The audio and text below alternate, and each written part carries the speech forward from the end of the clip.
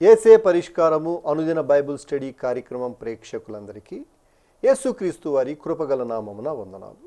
ప్రభువునందు ప్రియ దేవుని బిడ్డలారా, నేటి దినము డాక్టర్ కారుపాటి శ్యాన్సాగర్ గారి ద్వారా బైబిల్ స్టడీలోని వాక్య ధ్యానమును సామెతల గ్రంథము నుండి ధ్యానం చేసుకుందాం. మీరందరూ బైబిల్తోనూ నోట్బుక్తోనూ సిద్ధపడి ఉంటే డాక్టర్ కారుపాటి శ్యాన్సాగర్ గారు ప్రార్థన చేసి ఈ దినపు వాక్య పరిచర్య చేస్తారు.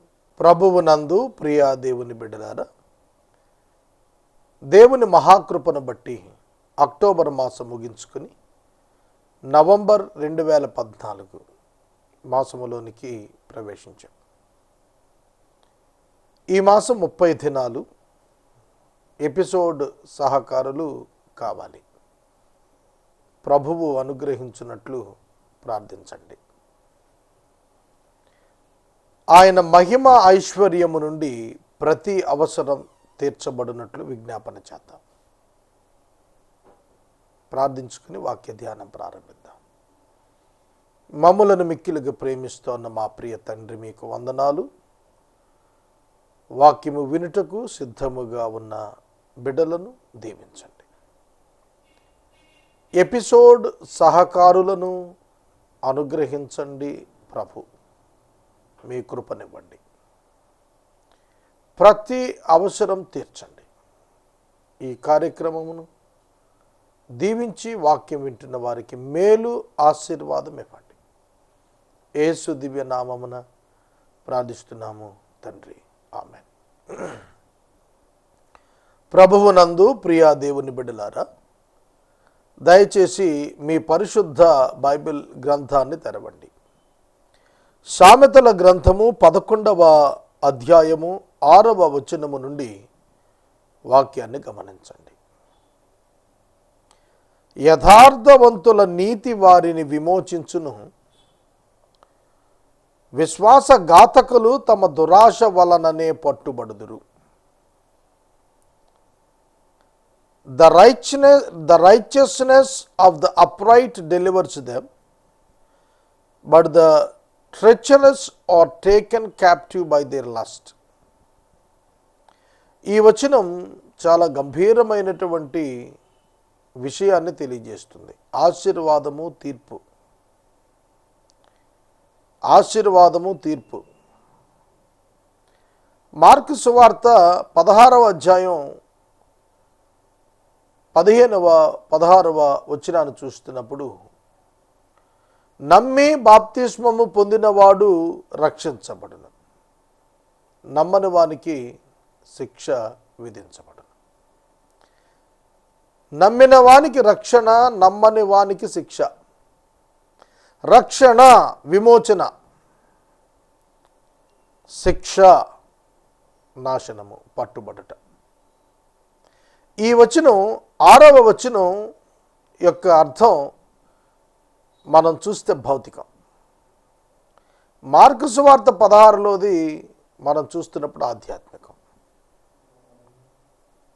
ఆత్మ సంబంధముగా విమోచన, ఆత్మ సంబంధముగా నాశనము. భూమి మీద జీవితములో విమోచన, భూమి మీద జీవితంలో నాశనము. గమనిస్తున్నారా? విమోచన, విడుదల. విమోచన అంటే పెయిడ్ ప్రైస్ అనే అర్థం వస్తుంది. వెల చెల్లించి విడిపించుట. వెల చెల్లించి, సంపూర్ణ వెల చెల్లించి స్వాధీనం చేసుకోవటం. ఇతరుల స్వాధీనంలో ఉన్నదానిని, చెరలో ఉన్నదానిని, ఇతరుల స్వాధీనంలో ఉన్నదాన్ని దాని మూల్యము చెల్లించి తనది చేసుకోవటం విమోచన అంటే. అది విమోచించుట అంటే ఆ వస్తువు చెరలో ఉంది, విడిపించటం.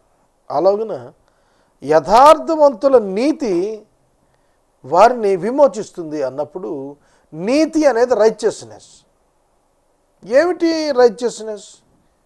The righteousness of the upright. యథార్థవంతుల యొక్క యథార్థమైనటువంటి నీతి ముందు చూశారు, అది వాళ్ళని విమోచించుతుంది, విడుదలని ఇస్తుంది. కనుక దేవుని యొక్క నీతి పాపము నుండి విమోచిస్తోంది మనలను, మరణము నుండి తప్పిస్తోంది. ఆ నీతిని వెంబడించుట వలన, నీతిమంతులగుట వలన భౌతికమైనటువంటి విడుదల వస్తుంది, విమోచన వస్తుంది. యథార్థవంతులుగా జీవించాలి. కపటము, అబద్ధము, మోసము, దొంగతనము, ధనాపేక్ష వంటివి ఉండరాదు. అవి నీ హృదయంలో పెట్టుకొని నీవు నీతిగా ఉన్నాను అని అంటే ఎవడు ఒప్పుకోడు, దేవుడు కూడా ఒప్పుకోడు. యథార్థత, నీతి, యథార్థవంతుడు నీతి కలిగి ఉంటాడు. ఎప్పుడైతే నీతిని యథార్థవంతులు కలిగి ఉన్నారో వారికి విమోచన దొరుకుతుంది, వారికి విడుదల దొరుకుతుంది, స్వేచ్ఛ దొరుకుతుంది. విశ్వాసఘాతకులు తమ దురాశ వలననే పట్టుబడతారు. విశ్వాసఘాతకులు అంటే, విశ్వాసఘాతకుడు అంటే మేలు చేసిన వాడికి కీడు చేసేవాడు. ఎంత విశ్వాసఘాతకుడండి అంటాం. అంటే ఉండి చక్కగా తింటాడు, ఉంటాడు, అవసరాలన్నీ గడుపుకుంటాడు. మేలుకు ప్రతి మేలు చేయాల్సి వచ్చినప్పుడు, లేదంటే లాయల్గా మన పక్షంగా నిలబడాల్సి వచ్చినప్పుడు ఎదురు తిరిగి దాడి చేసి వెళ్ళిపోతాడు విశ్వాసఘాతకుడు. మన జీవితాల్లో ఇట్లాంటి వ్యక్తులు కనపడతారు. విశ్వాసం చూపిస్తే మరలా తిరిగి విశ్వాసం చూపించాలి. విశ్వాసం అంటే నమ్మకత్వం. ఒక వ్యక్తి పట్ల మనం విశ్వాసత చూపించి అతన్ని బాగు చేస్తే వాడు మనకు మళ్ళా బాగు చేయాలి. ఒకనికి ఆపదను గురించి హెచ్చరిక చేసి, నా సోదరుడు నువ్వు ఆపదలో పడకూడదని నీవు అతని పట్ల విశ్వాసత చూపిస్తే అతను నీ పట్ల కూడా అలానే చూపించాలి. కనుక విశ్వాసఘాతకులుగా మారుతున్న వాడికి వెనకాల బ్యాకింగ్ ఏంటంటే దురాపేక్ష, ధనాపేక్ష, దురాపేక్ష, దురాశ. యాకోబు 1:14 చెప్పాడు, దురాశ గర్భము ధరించి పాపమును కంటుంది, పాపము పరిపక్వమై మరణాన్ని కంటుంది అన్నాడు. ఏమిటి దురాశ? ఎందుకు దురాశకు వెళుతున్నాడు గమనించాలి. దురాశ అనేటువంటి పదం, ఆశ మంచిది, దురాశ కూడనిది. దురాశ మంచిది కాదు. దురాశ మనలను సెన్స్లెస్ పీపుల్గా చేస్తుంది, వివేచన లేని వాళ్ళుగా, శూన్యులుగా చేస్తుంది. అలా మారిపోయినప్పుడు ఎవరి పట్ల మనం విశ్వాసం చూపించదగునో వారి పట్ల ఘాతుకులుగా మారతాం, వ్యతిరేకులుగా మారతాం. తల్లిదండ్రులకు అవిధేయులైన వారు అంతటి విశ్వాసఘాతకులు ఎవరు ఉండరు. వృద్ధాప్యంలో తల్లిని తండ్రిని విడిచిపెట్టేసి లాజిక్స్, లీగల్ పాయింట్స్ మాట్లాడేవాడు విశ్వాసఘాతకుడు అంటాను నేను. తల్లిదండ్రుని సన్మానించాలి అంతే. దీర్ఘాయుష్మంతుడు అవటానికి తల్లిని తండ్రిని సన్మానించమన్నాడు.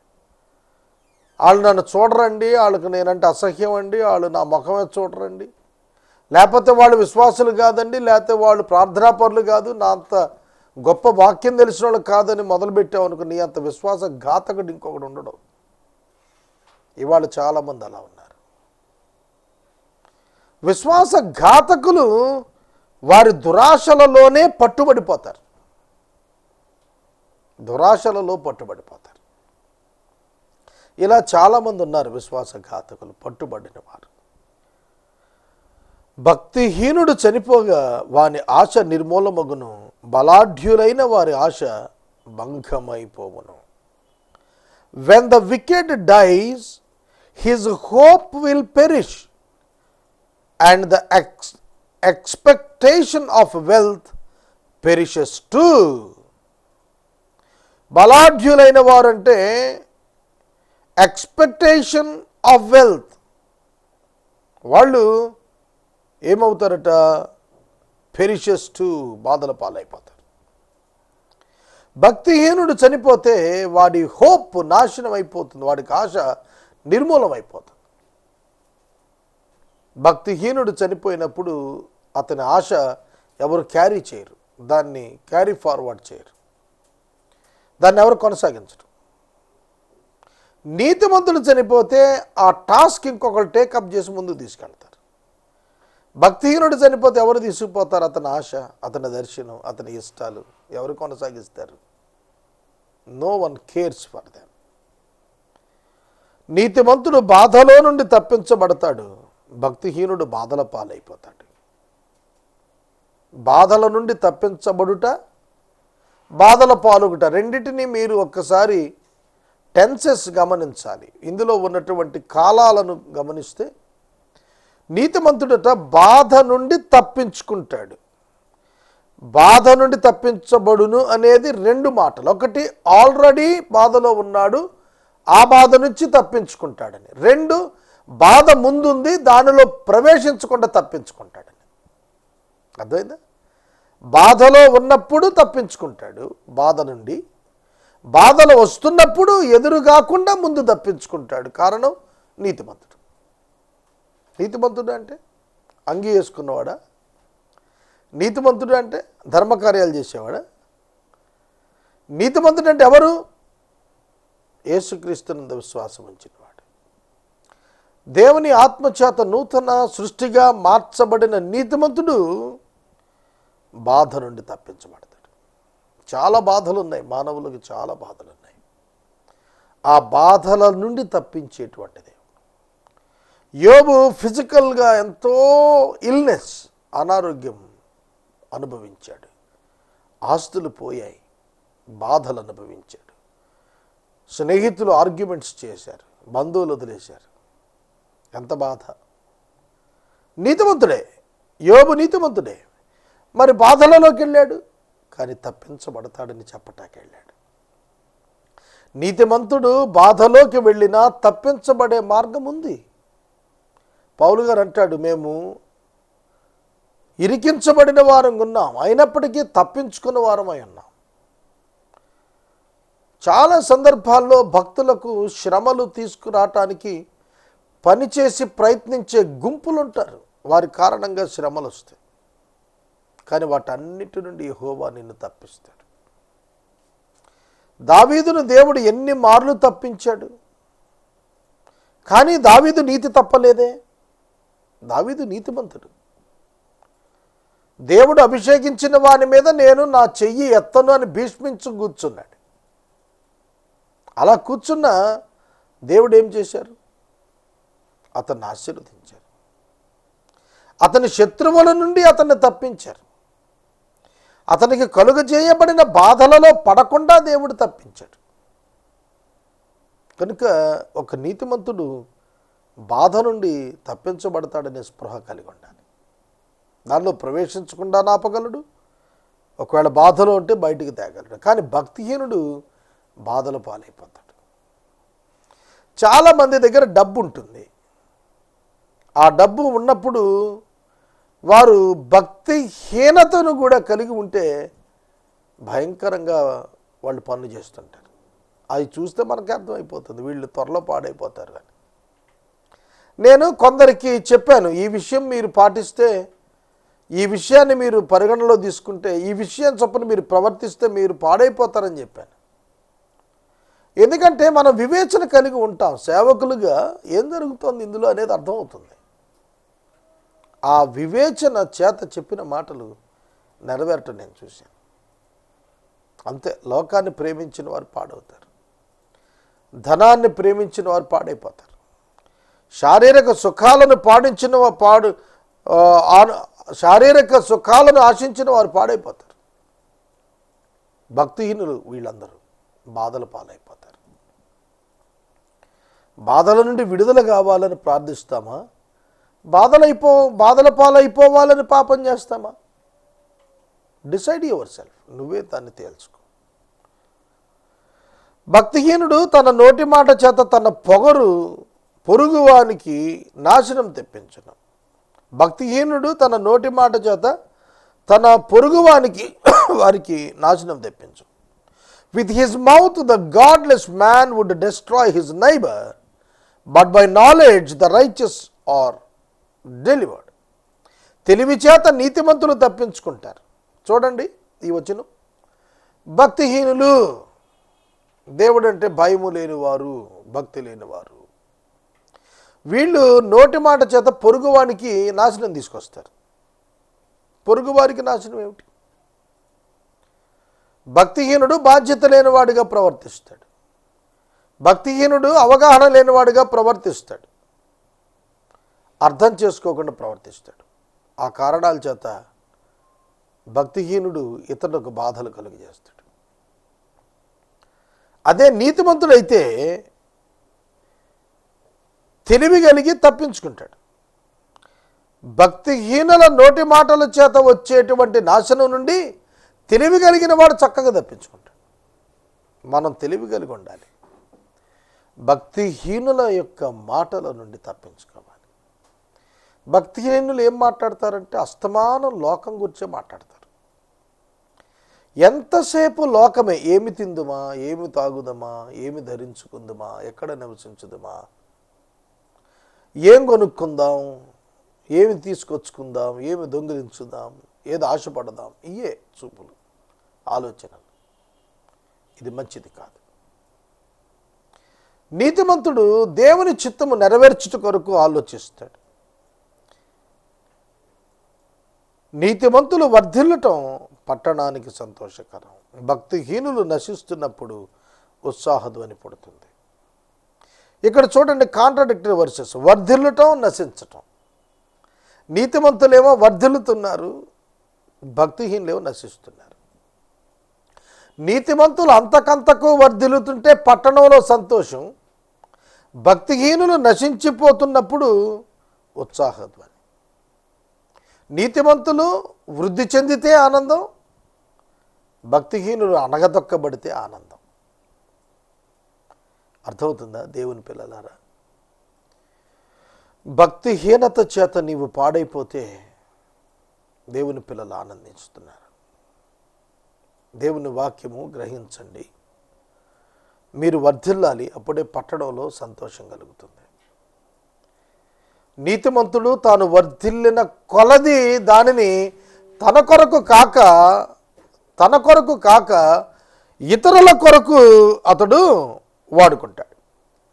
నీతిమంతుడు తాను ఇతరుల నిమిత్తము తన జీవితాన్ని స్పెండ్ చేస్తాడు. అలా కాకోకుండా భక్తిహీనుడైతే తన కోసం అన్నట్టుగా బతుకుతాడు. అలాంటి వాడు నశించిపోయినా కూడా ఎవరు బాధపడరు. ఒక హంతకుడు చచ్చిపోయాడు అనుకోండి, యాక్సిడెంట్లో ఊపిరి పీల్చుకుంటారు, పోతే పోయాడు రా బాబు. ఒక మంచివాడు గనక అభివృద్ధి చెందాడంటే పోన్లే మంచి ఆయన వర్ధిల్లితే ఇంకా 10 మందికి మేలు చేస్తాడు. అర్థమవుతుందా? నీతిలో ఉన్న గొప్పతనం చూడండి. మీరు వర్ధిల్లితే ప్రజలు ఆనందిస్తారు. భక్తిహీనతలో ఉన్న దౌర్భాగ్యం చూడండి. మీరు నాశనం అయితే అయ్యో అనేవాడు ఉండడు, సరికదా పోతే పోయాడని ఆనందిస్తారు. కనుక దేవుని పిల్లలు సత్క్రియల చేత పట్టణాన్ని ఆనందింపచేసేవారై ఉండాలండి. ఏలూరు పట్టణంలో నేను బతుకుతున్నాను కనుక ఏలూరు పట్టణంలో ఉన్నటువంటి దేవుని పిల్లలు సంతోషించేట్టు ఏమన్నా చేస్తున్నానా? నేను చెక్ చేసుకోవాలి. ఏలూరు పట్టణంలో వీడు ఎప్పుడు పోతాడా అని చెప్పి అనుకుంటున్నారా? పోతే ఆనందం అని అనుకుంటున్నారా? కనుక నీ సత్క్రియల చేత నీవు ప్రజలను ఆనందింపచేయాలి. నీ గారడీల చేత కాదు, నీ మాటలచే మభ్య పెట్టడం వల్ల కాదు, సత్క్రియల చేత. దేవుడు నీ ద్వారా జరిగించుటకు ఉద్దేశించిన సత్క్రియల చేత దేవుడు నీ ద్వారా జరిగించాలని సిద్ధపరిచిన సత్క్రియలను నువ్వు చేయటం ద్వారా దేవునికి మహిమ తేవాలి, సమాజానికి మేలు చేయాలి. సమాజం ఆనందిస్తుంది. బాప్తిస్మం ఇచ్చి యోహానును గురించి రాశాడు, స్త్రీలు కనిన నరులలో గొప్పవాడు అన్నప్పుడు అతడు పుట్టినందుకు అనేకులు సంతోషించిరి. బాప్తిస్మం ఇచ్చి యోహాను భూమి మీద పుట్టినందుకట అనేకులు సంతోషించారు, కానీ కొందరికి బాధ కలిగింది. ఏవండి గుర్తుపెట్టుకోండి, అందరూ నీ జీవితం గురించి సంతోషిస్తున్న ఒకడు ఏడిసేవాడు ఒకడు ఉంటాడు పక్కన. హేరోదు లాంటి వాడు, హేరోదియా లాంటిది ఉంటారు పక్కన, ఏడుస్తారు. వాళ్ళని పట్టించుకోవద్దు. నువ్వు నీతిమంతుడుగా నీ క్రియలను నీవు చేస్తే అందరూ సంతోషిస్తారు. ఒక క్రైస్తవుని క్రియ ద్వారా క్రైస్తవేతరుడు ఆనందించాలి. కన్ఫ్యూజ్ కాకూడదు, కంగారు పడకూడదు, భయపడిపోకూడదు. ఇదేంటంటే చేసాడని. కనుక మీ క్రియలు దేవుని యొక్క మహిమార్థం అన్యజనుల ఎదుట జరగనీయమన్నాడు ప్రభు. కనుక మన క్రియల చేత ప్రజలకు ఆనందం రావాలి. యథార్థవంతుల దీవెన వలన పట్టణానికి కీర్తి కలుగుతుంది. పలానా ఆయన దీవించబడ్డాడు, పలానా ఇండస్ట్రియలిస్ట్, పలానా మెగా ఎంప్లాయర్, పలానా వ్యక్తి, పలానా సైంటిస్ట్, లేదా పలానా అథ్లెట్, పలానా ఎంప్లాయ్, పలానా డాక్టర్, పలానా ప్రీచర్. కీర్తి కలుగుట వలన పట్టణానికి ఏం కలుగుతుందంటే, దీవెన మనం పొందినప్పుడు పట్టణానికి కీర్తి కలుగుతుంది. దేవుడు మనల్ని ఆశీర్వదించినప్పుడు మన పట్టణానికి కూడా విలువ వస్తుంది. మహాత్మా గాంధీ గారు ఎక్కడ పుట్టారంటే వాళ్ళ ప్రతోడు చెప్తాడు, పోరుబందర్, గుజరాత్ అని చెప్తాడు. ఎందుకని ఆయన చేసినటువంటి సత్యాగ్రహం కానీ, ఆయన చేసినటువంటి పోరాటం కానీ, అహింసావాదం కానీ, అవి చూచి లోకములో ప్రజలందరూ ఆయన ఘనపరిచారు. ఆయన పుట్టిన పట్టణానికి కీర్తి వచ్చింది. కొందరు చెప్తారు, ఏమన్నా మా ఊరు గాంధీ గారి ఊరు పక్కనండి అంటారు. అంటే ఫేమస్ అన్నమాట. అది దేన్ని బట్టి? ఆ వ్యక్తిని బట్టి, ఆ వ్యక్తి దీవెనను బట్టి.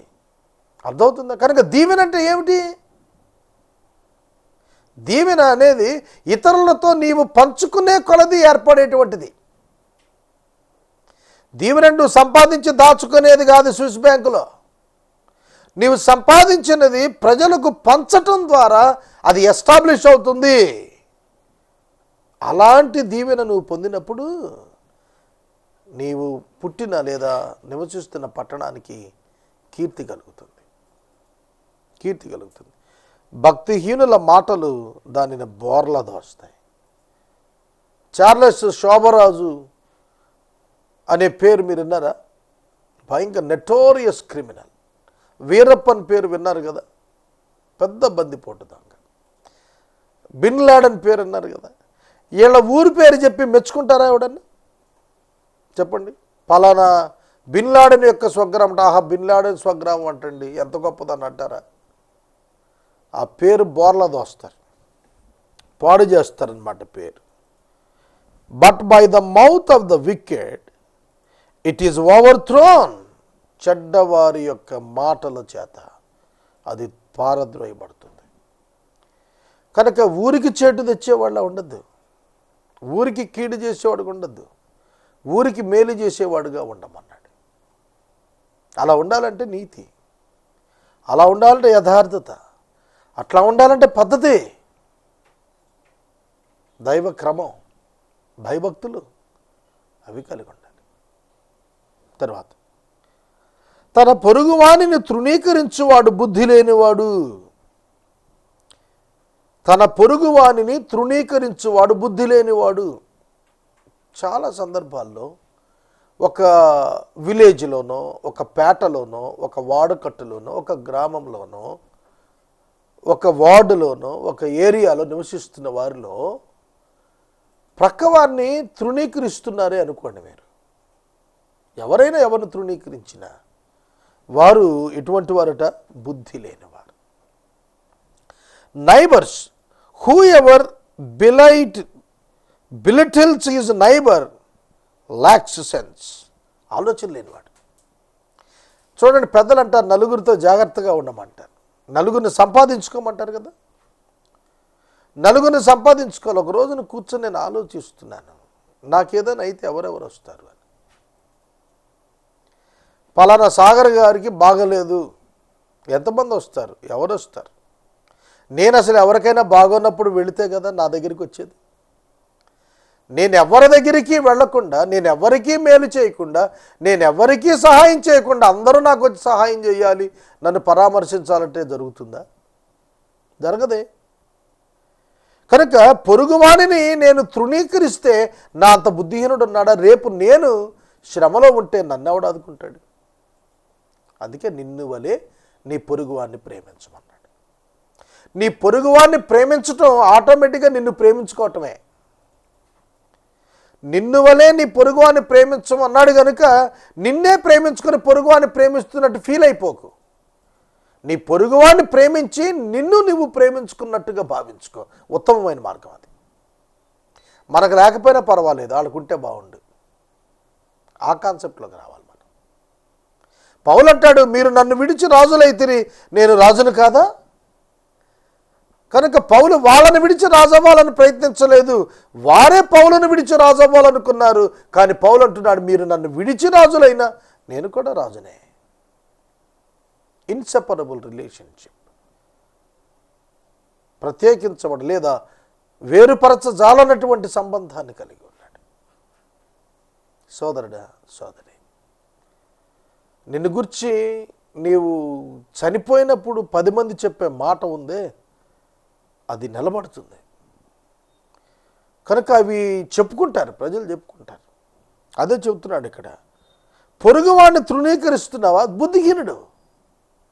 ఇటు పక్కింటోడితో పడదు, అటు పక్కింటోడితో పడదు, వెనకింటోడితో పడదు, ఎదురింటోడితో పడదు, అపార్ట్మెంట్లో పైన ఉన్నవాడితో పడదు, ఉద్యోగం చేసే చోట పక్క సీటోడితో పడదు. ఏమిటి ఆ జీవితం? కనుక పొరుగువానిని తృణీకరించద్దు. Do not deny anyone. ఎవరిని కూడా తృణీకరించద్దండి. ఈవెన్ బెగ్గర్, భిక్షగాన్ని కూడా తృణీకరించద్దు. నీ చేతనైతే సహాయం చేయలేకపోతే 2 మంచి మాటలు చెప్పి పంపించు. తర్వాత వివేకి అయినవాడు మౌనంగా ఉంటాడు. ఒకవేళ పరిస్థితులు అనుకూలంగా లేవా, మౌనంగా ఉండు చాలు. ఆ మౌనమే అవతల వారిని నీ వైపు త్రిప్పుతుంది. మా ఇంటి దగ్గర ఒక ఆఫీసర్ అద్దెకుండేవాడు. ఆయన ఒక అధికారి, మా అందరికీ తెలుసు. కానీ ఆయన ఎవరితో మాట్లాడలేదు. ఆయన భార్య అందరిని పలకరించేది. ఆయన ఎవరితో మాట్లాడేవాడు కాదు, కానీ చిరునవ్వు నవ్వేవాడు. పెద్దలను చూసినప్పుడు చిరునవ్వు నవ్వాడు, చిన్నలను యంగ్ బాయ్స్ని చూసినప్పుడు మెచ్చుకోలుగా నవ్వేవాడు, అంతే. ఆయనంటే మా అందరికీ ఒక అభిమానం ఏర్పడిపోయింది. వాళ్ళు ట్రాన్స్ఫర్ వెళ్ళిపోయినప్పుడు ప్రతి వాళ్ళు ఆయన గురించి మాట్లాడారు. ఎందుకు నేను చెబుతున్నానంటే, కొన్ని సందర్భాల్లో వివేకంగా మౌనంగా ఉండటం చాలా మంచిది. కనుక ఇతరుల పాపాల్లో పాలుభాగస్తులు కానవసరం లేదు. ఈ రాత్రికాల వాక్యాన్ని ఇక్కడ నేను ముగిస్తున్నాను. 13వ వచనం నుండి రేపటి వాక్య ధ్యానంలో ధ్యానం చేద్దాం. ఎపిసోడ్ సహకారులు అనుదినము కావాలి, ప్రార్థించండి. మనము ఇంతవరకు డాక్టర్ కారుపాటి శ్యాన్సాగర్ గారి ద్వారా బైబిల్ స్టడీలోని వాక్య ధ్యానమును సామెతల గ్రంథము నుండి ధ్యానం చేసుకుందాం. ఈ కార్యక్రమం ద్వారా మీరు పొందుకునిచున్న ఆత్మీయ మేలులు ఒక ఉత్తరం ద్వారా మాకు తెలియచేయండి. మీ ప్రార్థనా మనవులు మాకు తెలియచేస్తే ఏసీఏ పరిష్కారం కార్యాలయంలో ఏర్పాటు చేసిన ప్రత్యేక ప్రార్థనా శిబిరంలో మీ కొరకు ప్రార్థిస్తాం. మీ కుటుంబ పక్షముగా ఒక ఎపిసోడ్ ప్రసారం చేయాలనుకునేవారు మాకు తెలియచేస్తే మా సిబ్బంది మీ గృహాలను దర్శిస్తారు. ముగింపు ప్రార్థన ఆశీర్వాదాలతో ఈ కార్యక్రమాన్ని ముగించుకుందాం. ప్రార్థన చేసుకుందాం. మమ్మల్ని మిక్కిలిగా ప్రేమిస్తున్న మా తండ్రి, వందనాలు. వాక్యము విన్న బిడ్డలను దీవించండి. నూతన ఎపిసోడ్ సహకారులను లేవనెత్తండి. పరిచర్యకున్న ప్రతి అవసరాన్ని తీర్చండి. మీ కృపకై కృతజ్ఞతలు యేసు నామమున ప్రార్థిస్తున్నాము తండ్రి, ఆమెన్. తండ్రి అయిన దేవుని ప్రేమ, కుమారుడిని యేసయ్య కృప, పరిశుద్ధాత్మని యొక్క అన్యోన్య సహవాసం సదాకాలం మనందరికీ తోడైండును గాక. ఆమెన్.